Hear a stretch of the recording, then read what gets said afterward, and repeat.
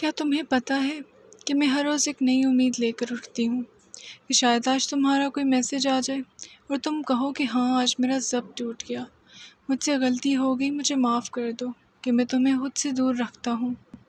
اور تم مجھے کہو کہ جیسے تم مجھے ہر وقت یاد کرتی تھی ویسے ہی میں بھی تمہیں ہر وقت یاد کرتا تھا،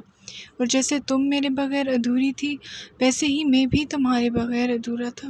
اور جیسے تم ہر دن جیتی مرتی تھی میں بھی ایسے ہی زندگی گزار رہا تھا۔ میرا سارا دن اسی امید پر گزر جاتا ہے، لیکن نہ تم آتے ہو نہ تمہارا کوئی میسج۔ میں سوچتی ہوں کہ شاید تم سمجھتے ہوگے کہ اب میں نے تمہیں مجھے چھوڑ کر جانا قبول کر لیا، لیکن میں جب یہ سوچتی ہوں کہ تم نے میرے بغیر زندگی گزارنے کا فیصلہ کر لیا تو میرے آنسو ہی نہیں رکتے۔ لیکن مجھے چپ کرانے والا کوئی نہیں۔ اس سے بڑی اذیت کیا ہوگی کہ میں خود ہی اپنے آنسو پونچھ کر سو جاتی ہوں۔ اس سے زیادہ کسی کا کیا انتظار ہوگا کہ تم آف لائن ہو جاتے ہو، اور میں گھنٹوں اس انتظار میں بیٹھی رہتی ہوں کہ شاید تم دوبارہ آن لائن آؤ اور مجھے ایکٹیو دیکھ کر مجھ سے پوچھو کہ ابھی تک کیوں جاگ رہی ہو۔ لیکن یہ کہاں ممکن ہے کہ ہم جس آس اور امید میں اپنی زندگی کا ہر پل گزار رہے ہیں وہ اتنی آسانی سے پوری ہو جائے۔